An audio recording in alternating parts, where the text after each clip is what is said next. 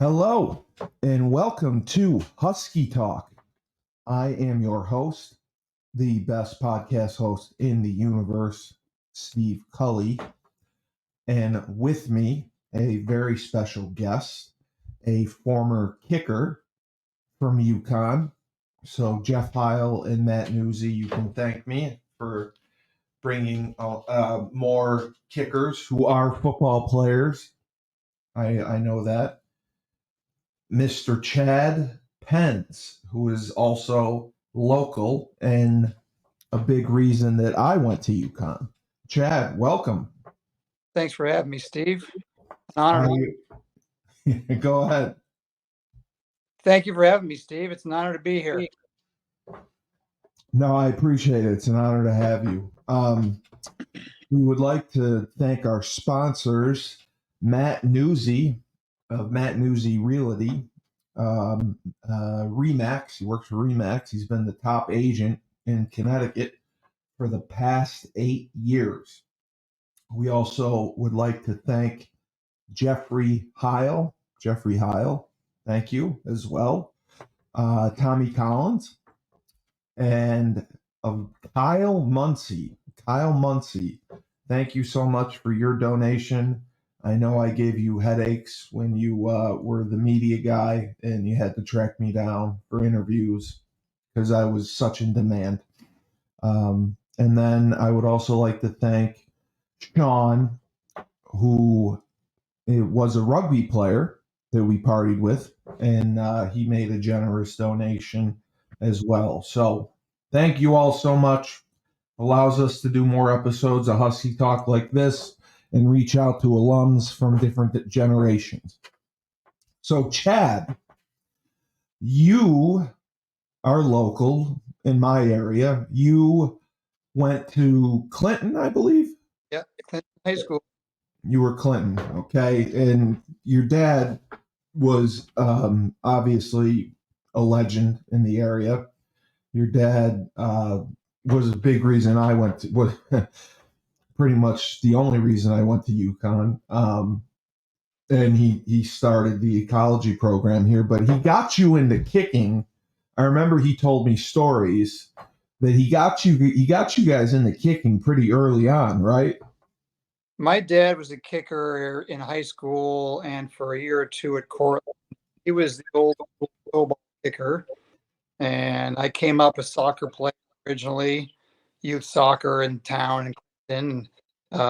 He kind of wanted me to do what he had done, so he brought me home, spot built, toe ball, boot, one in the backyard, and one I just put my soccer shoes on and put the ball in the tee and said easier. Put the ball on the tee and said it was easier. I just started kicking with a soccer shoe on, kicking soccer style, and that boot never came and collected dust.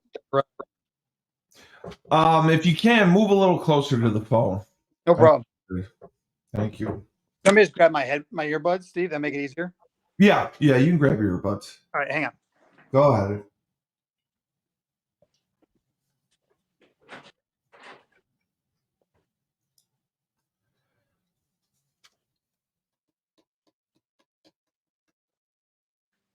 So yeah, we would like to thank our sponsors on Husky Talk. If you would like to donate, Venmo at Husky Talk. Last 4 digits 9729. We appreciate. Is that better, Steve? Yeah, that's better. Okay. So it was just interesting that you were a soccer player. Now, did you love soccer? Out. Okay, go ahead. Yeah. Hang on. My microphone is starting to try to do things for me. All right. There you go. Now I'm connected again. So you were starting to say. Beautiful. Did you love soccer? I liked soccer a lot. Yeah. You did? Okay. Yeah. I was a pretty good soccer player. But I, was introduced to the game of football at the Pop Warner level and fell in love, and I kind of never looked back. Oh wow! So you played that early. Did you play other positions or did you always kick?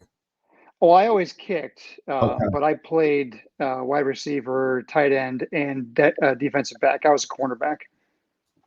Okay. So I mean, you were a pretty good athlete. I remember he told me that you did a bunch of different things. Did you? Yeah, I was a pretty decent player. Yes, I could hold my own on the field. I wasn't very big, but I was aggressive and I stuck my nose in where it didn't belong. Did you play other sports as well? Yeah, I was a basketball player and a volleyball player. Oh wow! You point guard, shooting guard, I was a shooting guard. Yeah, I was a three. good teams in Clinton. Um, Above average, I'd say. We weren't anything spectacular. We made it to sectionals, a couple rounds. Ironically, my last high school basketball game was against where my kids go to school now, which is West Hill. West Hill, yeah, West Hill's a really good program. Yeah, Um, so you ended up kicking and then transitioned to the school teams, modified or JV varsity. Did you work all the way up, or did they put you right on JV and then the varsity? in high school, you mean, Steve? Yeah, Yeah, no, I went from playing soccer until I was playing Pop Warner. right. I played school soccer, and then I played Pop Warner. And then my freshman year, I went out for varsity and made varsity Oh um, wow. as a freshman. Yeah. Oh wow. So you played soccer all the way up, and then as a freshman, they took you on varsity. Is Yep. it, I beat out the senior who was a kicker the returning year as a freshman wow, that's impressive. at I 123 pounds soaking wet. how are your kickoffs? Were you pretty good with kickoff?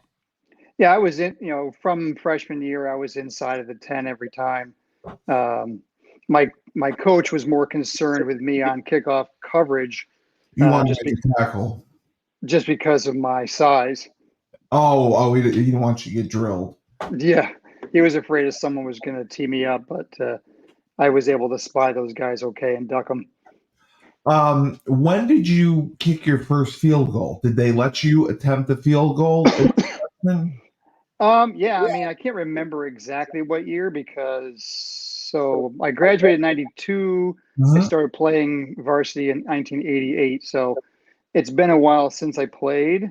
I can't remember my statistics off the top of my head, but I want to say I had 3 or 4 field goals my freshman year. Wow. Uh, I know I missed 2 extra points my freshman year. Both were in the same game, but it was a snow game. A la the New England Patriots, there were 4 inches on the field, and I had to brush off a spot to kick from, and I think my plant foot gave out, and I ended up on my backside on both extra points. It's amazing how we remember those moments Oh yeah, very vividly. yeah. I think career-wise, I was 50 out of 52, so those were my 2 misses in my career, and they were both freshman year for extra points. Because I remember your dad telling me it's so hard to get recruited as a kicker because number one, teams usually don't give um, a lot of scholarship money.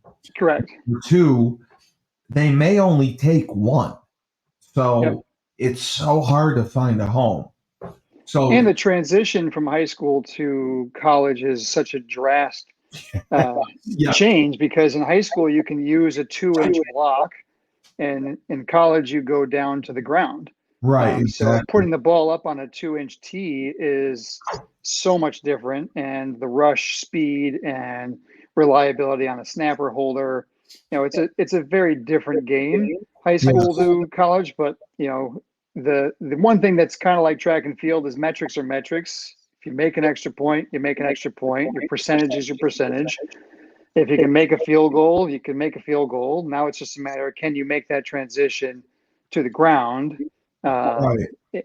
and be a little bit quicker to the ball than you were in high school, because guarantee you weren't under 1.4 seconds to the ball in high Wow, school. you knew the time. You knew the time Well, they wanted you at.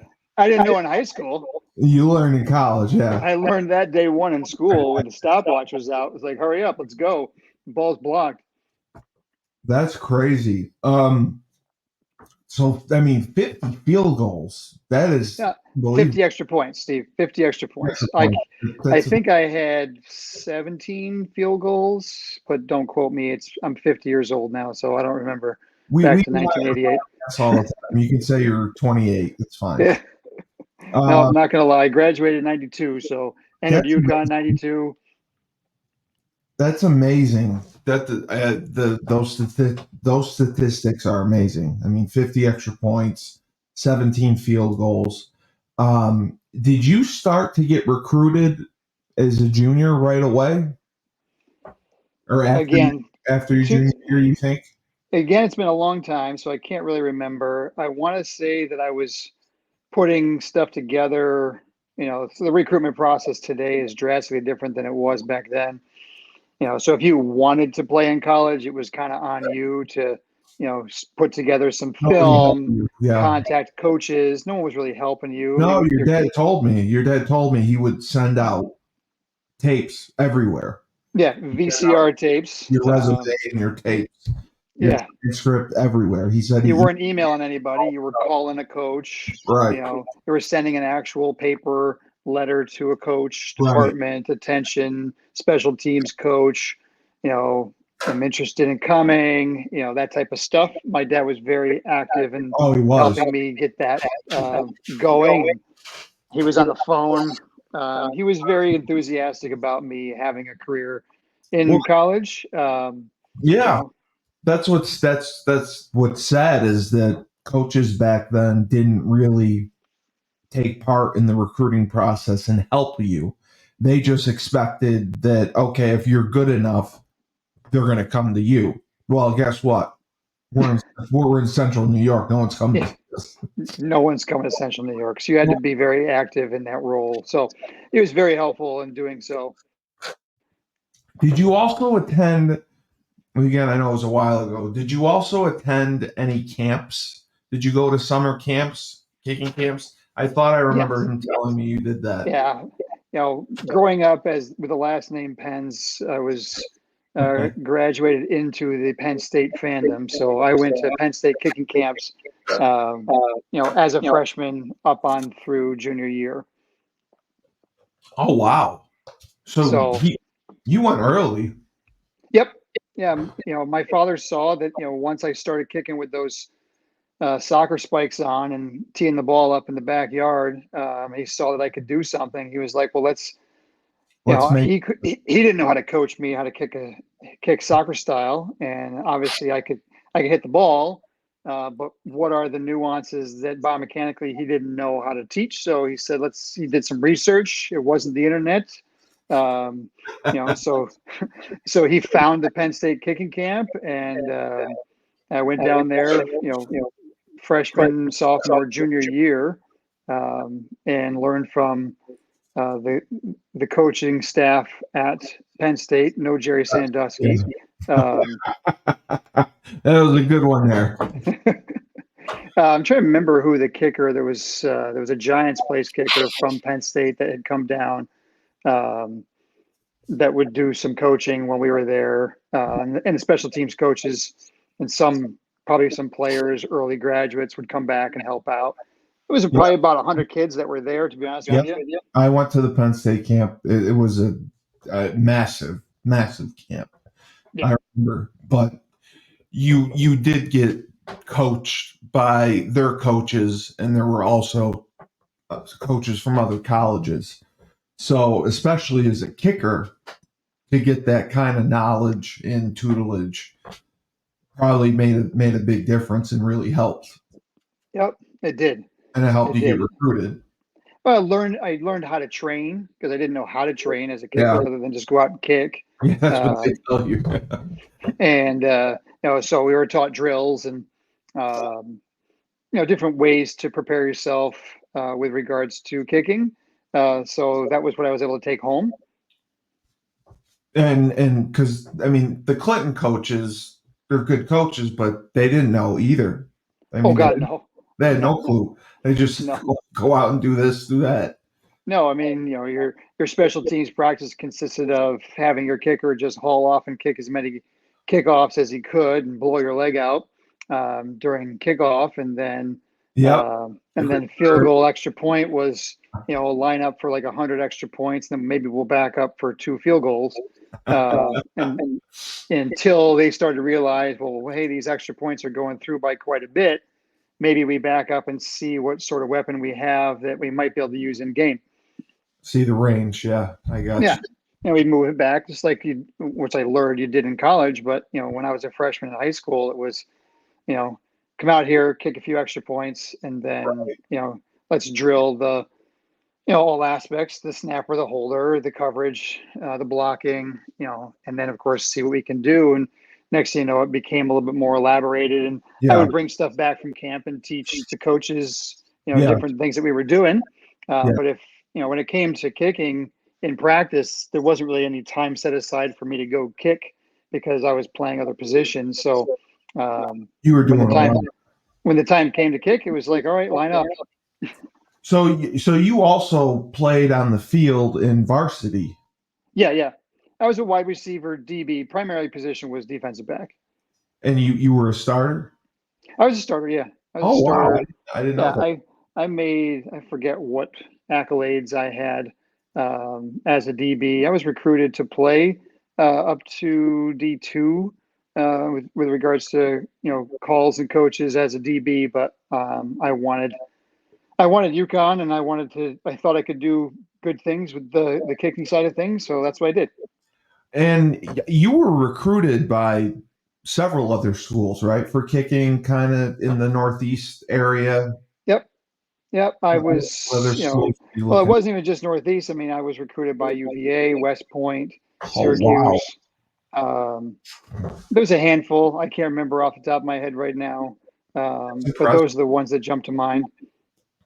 And see, for me, because like I remember I was offered by UConn coming out of my junior year, and I knew nothing about UConn. And I went into your dad's classroom, and all he had was the UConn stuff up, UConn football. He was a very proud papa, that's for sure. And I was like, UConn football, really? And he was telling me about the program and everything, and I was surprised. I knew nothing about it. So, I mean, did you gain a good knowledge of UConn? Did you go to games and see them, recruiting trips, anything like that? So, yeah, I mean, it started off with just what schools do I have maybe a chance to play at? Right. So going through the books back then of what schools. So I wanted to do physical therapy as a degree program. So I was looking at schools that had physical therapy as a degree, and then what schools also had football, and then what schools had football that I thought I could contend for a position at. And UConn was on that list. Went to visits, unofficial visits, and then I went on an official visit to UConn. And I distinctly remember coming back from that visit, and I remember talking to my dad, and he kind of looked at me, and I was bleary-eyed, and like, "You're not sleeping well?" I said, "No." I said, I said, "I just can't sleep." He was like, "Why?" I said to him, I said, "All I keep thinking about is that campus visit that I just gone on like a week or so ago." And he looked at me and he was like, "You know what that means, right?" I said, "What?" He goes, "You made your decision." Yeah.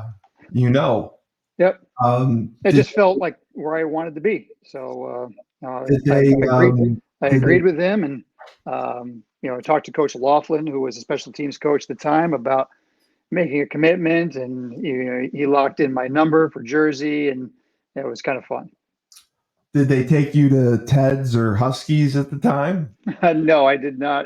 I was not taken to Ted's or Huskies. My visit was with Bill Millard, who was a upper class lineman. So I stayed with Billy, and I can't really remember what we did, but I remember having a good time. It was, if I remember correctly, it was during winter workouts. So we went to the field house early in the morning, and it wasn't like it was a late night. That's for sure. When you had winter workouts the next morning. They brought you to the winter workout. Yeah. Oh my God. The winter workouts were always. And I still came. Yeah. Yeah. The winter workouts were brutal. Brutal. Yeah, they were. Oh my God. Um, so was that when Tom Jackson was the head coach? Tom Jackson was the head coach. Yes. Okay. Okay. So you committed and you ended up going. Yep. And like me, because we're from this area, it's not a big football area. And then you go to a Division I program and it's like a culture shock. A little bit of culture shock. I remember when people were telling me or asking me where you're going, and I said I was going to UConn, and they asked me why I wanted to go all the way up into Canada. I And got that too. I was like, no, University of Connecticut. Oh, I got that too. Yeah. much different now. Yes. The Yes. notoriety of UConn is a little bit different now than it was back then. Wow. So your freshman year, it must have been an experience because, like I said, it's completely different than anything you've ever seen. Sure. And the practice structure and the study hall and all that stuff. But I loved every minute of it. So I always wanted to know because I'm trying, you're from a different generation, and that's what we're trying to learn about. Talk to me a little bit about Coach Jackson and that coaching staff that you played for. Jackson was he's a very good coach. He was a very different style coach than what I saw when Skip came in the next year. He was hard, right? He was What's that? He was tough, right? He wasn't like a player's coach. He was very tough. Yeah, he was not a player's Yeah. coach. He bounced around from every positional aspect on the practice field. Oh, wow. He was an old school guy. He was at Penn State, if I recall correctly. He was a lineman at Penn State back in the day. But yeah, he was just a different style coach than Skip. Practices were run totally differently from year one to year two. The play you could tell at the end of the season that there might have been a changing the guard just because the way coaching staff talked and players were talking and whatnot. But got to see two different style coaches, and there were a lot of staff changes when you got there from year to year. There was a bunch that did stay over when Skip came in. I'm trying to remember who was there versus who left. I'd have to pull out my old. My father recently passed away, so going through some of the stuff, boxes of old UConn programs and handouts from father of the player pins that he kept all of that stuff, posters with programs. He had your poster, I remember. Oh yeah. Yeah. So I'm trying to remember what coaches were there versus what stayed over from Skip. But you weren't there when Skip was there, right? What's that? You weren't there when Skip came in, were you? No, I was. I didn't. Okay, I didn't know that. I think Jackson was removed at the end of the 92-93 season, and Skip came in 93. Okay, so you were there. Okay, you were there primarily for Skip. I got you. All right, I did not know that. So you were there at the end of the Jackson regime. Yep. Kind of knew that he was gonna either move on or be fired or whatever. Yeah. Do you recall why he left, or did he get No, fired? I don't know. As a place kicker, you're not in a lot of the meetings. You're He was just you were in the team meeting, but you didn't go to a position meeting. right. You were off to, oftentimes you were sent off to, go work on other things. And just wait for position meetings to get out. Unless you were gleaming something with regards to, whether he was going to stay or go, or, the success of the team was middling around 500 and there were aspirations to do better things. There was this talk of, by 2000 that we were going to be moving up from, double A to a full 1A program. Do we need to bring in somebody new to help lead us to that? I did not know much about the behind the scenes stuff. It's not like I was on Twitter checking what the talk was with regards to Jackson staying or going. It was, either you were in the conversations or you weren't. But he did leave. It was after your freshman year. Yep. Okay. And then Skip comes in, and that's amazing because I had talked to Carl Bond last Yep. week. Shank. And Shank said the same thing, that they were talking about moving to 1A, and I had no idea that the talks had started all the way back then. Oh yeah, it was part of the conversation when I was being recruited. Was that by the time you graduate, we're going to be, a full 1A program competing against the likes of Syracuse and Penn State. Right. It was that obviously was perhaps more marketing than it was actual, but No, it's a process. the potential was there, right? Yeah, it definitely was. It definitely was. So Skip comes in, and he was completely different style. Oh yeah. Did you like Skip? Oh, I thought Skip was great right from the get-go. I mean, you bring in Holtz. Remember we had Lou on the sidelines during Notre Dame's bye week. Yeah. He brought in Jay Paterno as an assistant. So I want to say Jay was quarterback's coach or a wide receiver coach his first year. So he had name recognition on the sideline, the coaching offices. So that was kind of cool, especially as a diehard Penn State fan to meet Coach Paterno's son and be able to talk to him. And so that was pretty cool. But yeah, Skip was a totally different style. Practices ran differently, definitely a player's coach. And immediately you saw changes in terms of who was being recruited and how the talent was being developed. How many kickers were there when you were there? So my freshman year, there was Sosik, who was the starter senior, Nick. And then there was me and Jared and Ted. Shenawark, Ted Koziel were three freshmen that had come in. John Cohen was a punter, and then there was Brian Parisi, I want to say his name was. He was an upperclassman. I want to say he played soccer for a couple of years at UConn too. Had come over to kick. So there was probably five or six guys. Did they all end up sticking with it? Did they all stay? Jared and myself did. Ted discontinued after his freshman year. Koziel, Parisi, if I'm remembering his name correctly, and I apologize. I remember his name was Brian. Real nice guy. He was a senior, so he was done. Sosik graduated, and then my sophomore year, Diarmas came in as a transfer from Maryland. Yeah, that's right. And I remember because he was pretty good, right? He had a pretty strong leg. Dave had a very strong leg. Yeah. Yeah. He was a good guy. Still stay in touch with Dave from time to time now. Dave was a good kicker. Yeah, I got you. I remember being a little pissed, like, wait a second, come on. I was, sitting in good position after Sosik graduated, and next thing you know, here's a D1 Maryland transfer sitting there going, oh man, I got to beat this guy out now. Yeah, I know. And that was not an easy task. No. I mean, it's frustrating, and especially now with the NIL deals and the transfer portal. I had Coach Baylock on. Andy Baylock came on the show.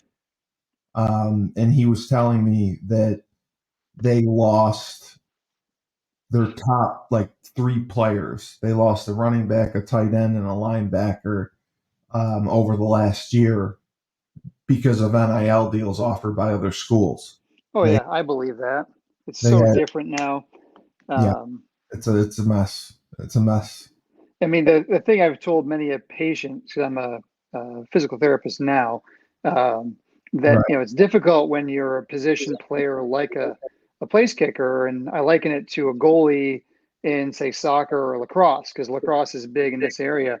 Is that if you're the second string kicker goalie, It's not like when you get up by 5 in soccer or lacrosse, or you're up by 24 in a football game, you don't put in the backup kicker. Yeah, they don't rotate, right? You're either the starter or you're not. And then, Yeah. and what opportunities do you have? The starter has to either, flounder in practice or games, and then you step up and prove to be, the next best thing. Yeah. So, and that didn't happen in practice. I mean, I got very few opportunities in practice to actually show, my skill in actual specials, other than, do what you do when you're doing individual work. Right. So, I unfortunately was not able to beat out Dave, but all credit to him. He was, probably the better kicker. But the PT program at UConn was excellent, right? It was a very good program. I would have loved to got in, but I did not. You did not? Nope. No. So I entered UConn as a pre-allied health major with intent to do physical therapy. But what I found out during the application process was that being a New York State resident, I was at a disadvantage because the admissions criteria for in-state Connecticut students was different. It was lower. So I was the 33rd person on the list of 32 to get in. So my backup program was sports medicine at UConn. So I entered the sports medicine program as a junior. Wow. Because my intent was to do orthopedic physical therapy, and I figured by having a sports medicine background, it would strengthen my orthopedic resume down the road. So I transitioned to sports medicine since I didn't get in. And, in doing so, I had to make a decision because of the time requirements for graduation and the volunteer observation hours you had to put in for sports medicine. I had to make a decision as to whether I was going to continue with football or not. And I chose academics. But because of my relationship with football, I was able to easily transition back into the throes of the football program, because the athletic trainer, Bob Howard, found out that I was in the sports medicine program and immediately pulled me over to be a student trainer for the next 2 years. So 95, 96 or 94, 95, however it works out. I went from being player to trainer for my 4 years. So I got to stay in contact. Bob's the best. Bob is the best. So, but the sports medicine had to have been a tougher program than PT, wouldn't you think? No, not really. I mean, it was a very rigorous program, but meaning no disrespect to sports med program, but okay. But it was a good program. It was an excellent program. I value everything I learned and all the professors and advisors I received at UConn. I did, I did my physical therapy program as master's level at Upstate Medical in Syracuse. Okay. Where did you live when you were at UConn? I lived on the 4th floor of Eddie Hall for all 4 years. That's funny. That's funny. You were at Eddie. Were they building? Did they build like south the dormitories yet? Were they doing? I think they were being built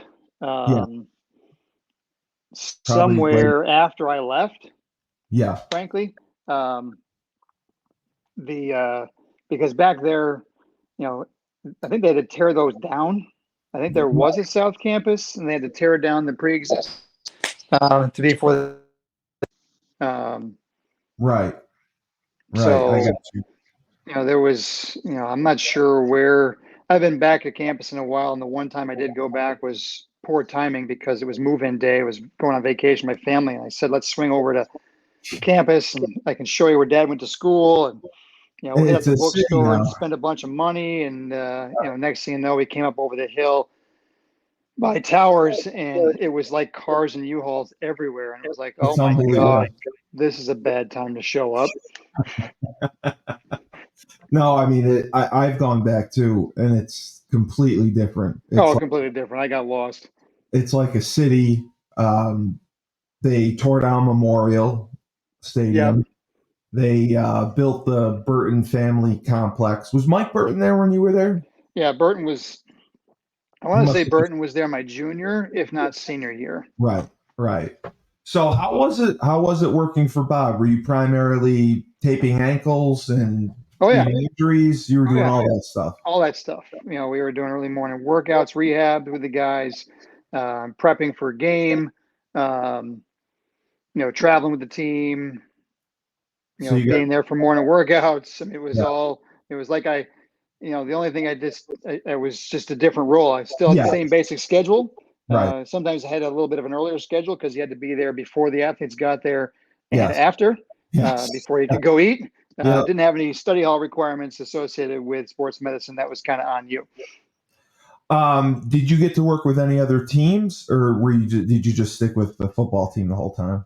The requirements for sports medicine require a mixture of contact, collision, non-contact. So I did the requisite hours in terms of some limited stuff with hockey, track and field, tennis. Oh wow! I didn't do a lot, and then there was a lot of training room coverage down in the basement of Gamble, in the field house training room, stuff like that. Yeah, that's where the training room was in the basement of Gamble back then. I don't know where it is now. I mean, obviously we were in field house, and facilities for football. And then those other facilities, which was Fieldhouse Gamble, and then facilities. So tennis, hockey, what were some of the different things? Like obviously football, training and treating injuries, or it's got to be different than treating someone who's got a tennis injury or a hockey. Yeah, I mean, the hours that I gained in those were pretty much just game and practice coverage. So just be there if someone got hurt. Early assessment, recommendation for activity modification, corrective exercise, prescription, communicate with whoever was the lead, employee trainer, who you were working under in terms of who you saw and what you recommended. And was Doc Anderson there when you were there? Doc Anderson was there. He was there when I was a player, and then worked with him as a student trainer. He was the best. I love Doc A. He was great. I loved him. Yeah, and they had so many other doctors on staff, just the ortho and whoever, just for everything. I remember. Yep. And Skip really upgraded things and made it like a D1 program. That he did. That's how he ran it, which was made. Well, it changes your mentality. Changes your attitude when you're treated like a D1 player, and practice and program is run like it's supposed to run. Right. You change people's actions. Professionalism and expectations all change, and then in come the recruits, and then the productivity started to show itself on the field for the end of my tenure at UConn, and then obviously have watched it in those early 2000s do great things. Yeah. The '98 season is really what kicked it off, and then Randy came in, and I remember watching Pup when he was a freshman, Shane. Yeah. I remember watching this kid in practice as he's running scout team QB, and he was lighting it up. They told he's him. lighting it up, and he'd come back to the huddle after the defensive coordinator was losing his absolute mind. Thanks, Ed. And he would come back. Pup would come back to the huddle, and he'd throw a pick after, and as he'd come back to the huddle, he'd give a wink, like, I did it on purpose. I didn't want the D coordinator to have a coronary over here, so I figured I'd just toss him a bone. That's hilarious.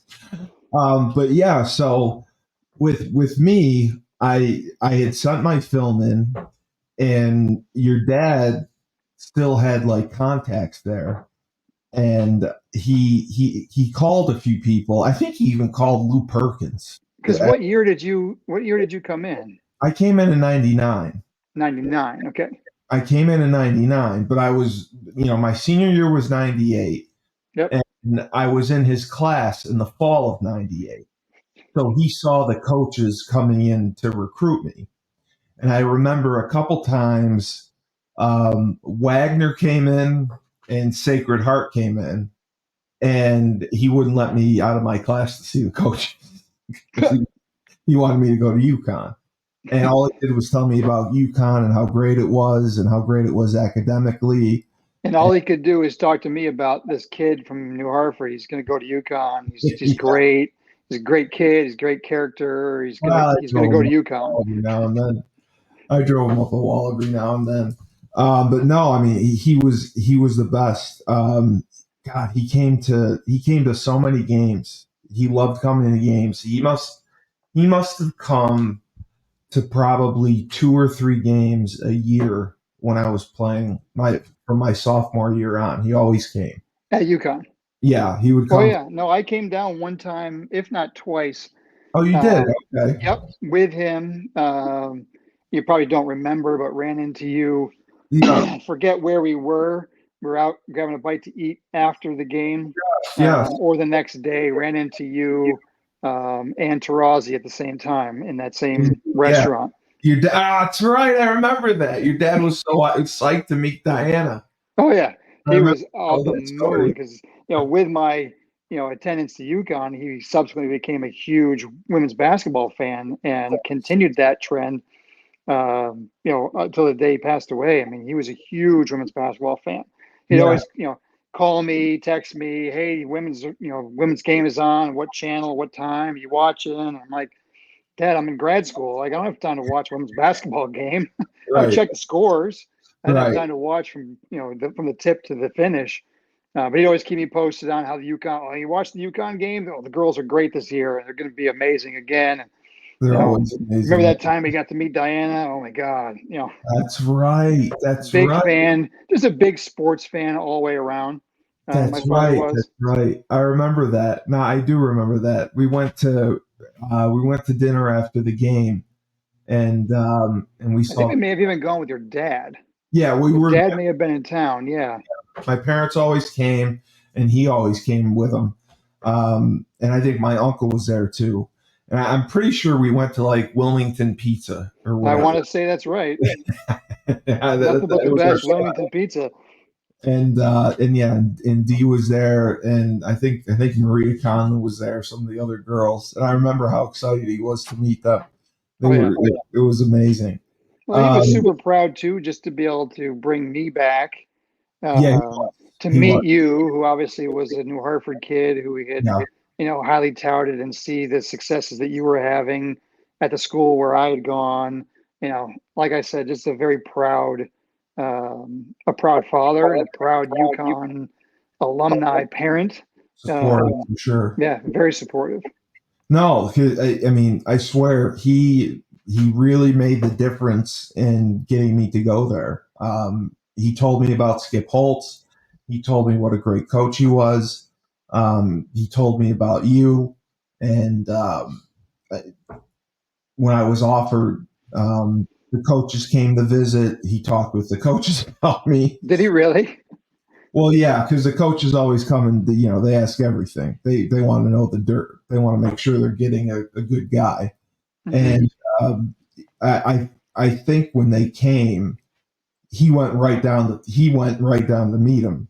That doesn't surprise me. The principal's office. They went to Condro's office, and he ran down to talk to him first. He made sure to get to him first. That was funny. And then they came. He wasn't shy about that stuff. No, not at all. And then they came to watch me play basketball. And he came to the basketball game. And he sat with the coach that was recruiting me. And talked with him.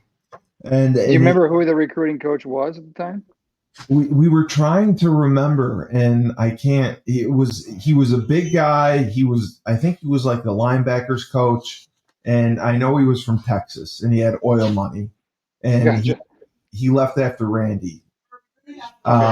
We can't. I was talking about it with someone else, and I can't remember the guy's name.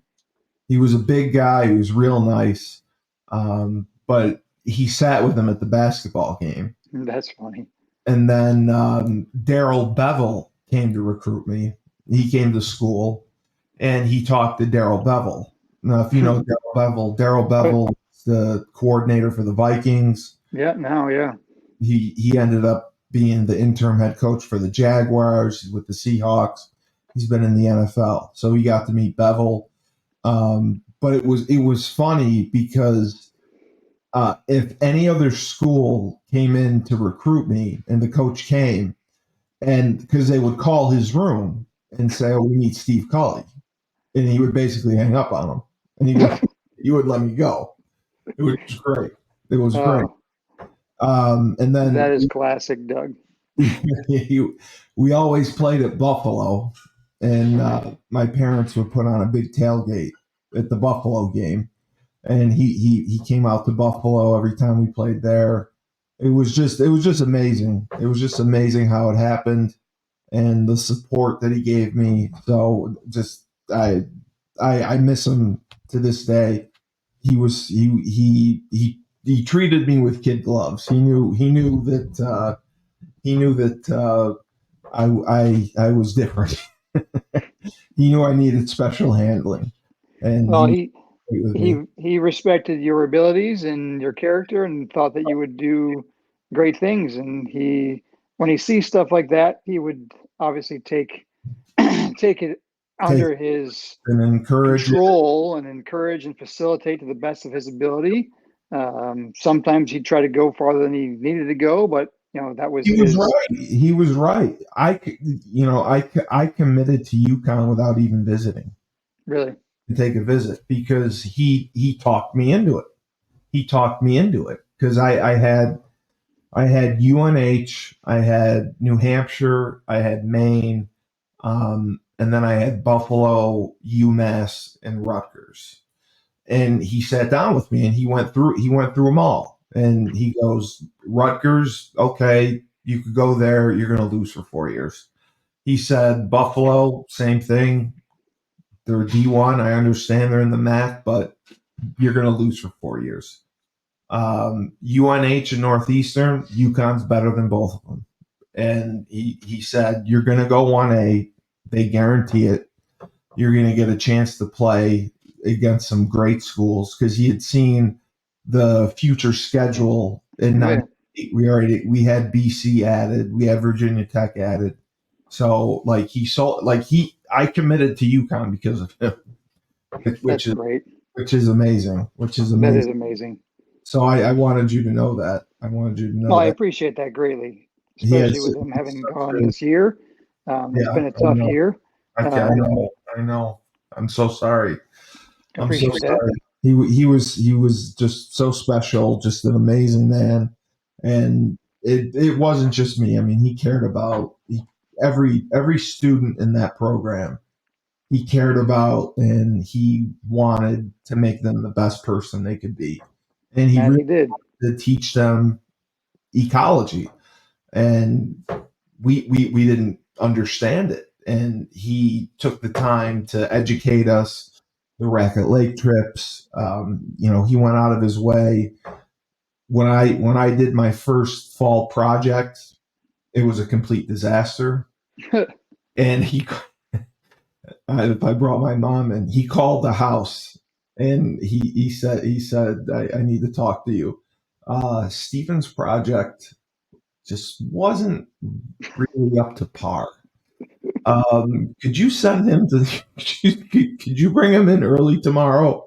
And he basically walked me through and helped me do a project. So it was passable, but he cared so much. He cared so much. And once he set his mind to something and he was passionate about something, there was no getting in his way. What came out during his passing was that I never realized that his first job at New Hartford was a maternity leave position, and he was teaching biology for someone who was out on maternity leave. And at the end of the maternity leave position, he was offered to stay. Right. And the position they had for him was earth science. Right. And they said, Doug, we'd like to keep you on, really like what we've seen. We'd like to keep you on. The position we have is earth science. Would you like to take that? And he said, no. And I'm listening to this story and go, what new grad, he's a year or two out at this point, has an opportunity to take a job full time. And he says no. And his reason was, I don't want to teach earth science because earth science is boring. Everything's dead. And so they said, well, what do you want to teach? And he said, I want to teach ecology. And I forget what year this was. So I was born 74. I'm guessing this is 1970. This is a New York high school. Right. And here's this 23-year-old kid who says, I want to teach ecology in New York State. And they're like, well, we don't have an ecology program. And so basically the take home from the meeting was, all right, well, go home and, write a proposal as to what you want to do.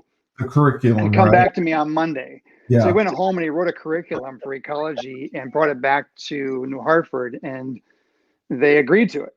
Yeah. They agreed to this 23-year-old kid who is proposing a curriculum that's never been done in the state for, a science that, nobody teaches at the high school level. Right. And that was kind of how he got things started. That's absolutely amazing. And you had just found that out, how it happened? Yeah, I found that out in October when he passed away. I didn't know that. I mean, my dad was, I knew he was an ecology teacher and he was great at his job, and he was very passionate. His students all loved him. Kids would always come over to the house as we were kids for ecology parties and trips and stuff like that. But I didn't know he started the first ecology program in the state of New York, wrote the curriculum. The story about him being offered a job and turning it down because he thought that earth science was boring science just blew my mind. But it doesn't surprise me because my father was a very honest person. Sometimes curt and sometimes frank, but he just say what he thought. That's how the ecology program started in New York, and it's still going now at New Hartford as he's passed the reins down as he retired. And and it's, there's many more programs like it in the state because of it. One of the people that's running it is in New Hartford, is a girl that I graduated with. Oh, you did? What's her name? Adrian. Yep. My mom's been in communication with her often because of they're just kind of, as selling the New Hartford home that my mom's getting ready to sell. There's lots of stuff that are, slideshows and ecology things and just little, memorabilia pieces that, are better served to be in the New Hartford school district in the classroom. So she's been in communication with Adrian off. I couldn't think of her name, so apologies there. She's so passionate about it and so excited to do it. She did a great job. She put together stuff for the calling hours that was very moving. She did a great job. Yeah. So it's in good hands. I mean, it's amazing that he developed the curriculum, like a proposal at 23 years old. I could be wrong. He may have been 22, 24. I don't know, but it was somewhere in that age range where, like I said, he was a student teacher, not student teacher, but substitute maternity leave position that, was offered and turned it into right out the gate. Not like we'll hire you as a bio teacher a few years in. Hey, I want to do this, talking to supervisors, board of education within the district. No, he does it as a, literally, I've been there for 8 weeks for maternity leave roughly. Yeah. No, I don't want to take the job you're posing. I want to do something different. Yeah. No, that doesn't surprise me at all. That does not surprise me at all. I mean, he had so much passion for it. He believed in it. And the one thing he did with us that really made a difference, he never let the athletes sit together in class, or when we were on the ecology trip, he forced us to sit with other kids, like kids we didn't know or kids we weren't friends with, because he wanted us all to come together. He really did. Because, New Hartford, it's cliquey. It's small school. And I saw that with regards to, and I heard that from many It drove him a nuts. student with his passing, just speaking to those trips and how he handled the classroom Yeah. and how he worked very hard at a very early time relative to understanding cliques and groups, and doing his best to break those up. He did. And hearing how these people would come back from the ecology trip up to Racket Lake, and they'd speak to how we would we'd leave I always go back to the Breakfast Club mentality, or the ending statement is that we enter as strangers and we leave as friends. Yeah. Was kind of like the modus operandi that he took, whether it was purposeful or not, but that's what he did do with I those think trips. it's great, and I think it's great, and I made friends off of it that I never thought I would have made friends with, that I still talk to because of it. If it wasn't for the ecology trip, I would never have gotten close with them and gotten to breaking down barriers. Come here. Come here. So I'm talking to Chad Penns, Mr. Penns' son, and I was telling him the story how Mr. Penns called you because my project was so bad. Oh, And I had to go in early and redo it. oh, he had nothing done right. I was a second grade teacher. I took all the samples and put them on all different colored construction paper, like a little book. And then when one of his friends came over, No, I had to go in early, and he helped me. one of his friends came over and said, "What are you doing?" And he had to go in early. It was awful. Your father was so patient. God love him. He was Thank you very much. wonderful, wonderful man. You have wonderful parents. I appreciate that greatly. Yeah, I just wanted her to tell you. I thought that was so You had a you little kindergarten book. so you do PT now. Where do you work out of? So I just recently changed to become a managing partner within the MVPT system. I was a private owner of what was formerly known as Coast Physical Therapy for the last 17 years. And where are you located? So 3 offices I had, Auburn, Syracuse, and in New Hartford. You do have one in New Hartford. Yep. So there's an MVPT location now that, as my partnership has been finalized in the last literally 7 weeks, that office has been consolidated into one. It's on French Road now, the MVPT office there. And then I still have the managing responsibilities for the Syracuse Velasco Road location. And then I have an office in Auburn. All right. I have to talk to you off the air. But anyway, Chad Penns, thank you for being on Husky Talk. What an amazing story. And I just, again, thought it was amazing as well that it was your dad that got me to UConn. So that's what I wanted you to know. And I think that's a great story, Steve. What an influence he had on all of us. And he will be missed. And, the program's in good hands. And we appreciate your time. I appreciate you having me on, Steve. It was great catching up. All right. So, Husky Talk. Again, thank you to Matt Newsy, Jeff Heil, Tommy Collins, Kyle Muncy, and Sean, the rugby player. I'm not going to try to pronounce your last name. Remember, when life gives you lemons, don't make lemonade. Take 2 oranges and throw them back at life.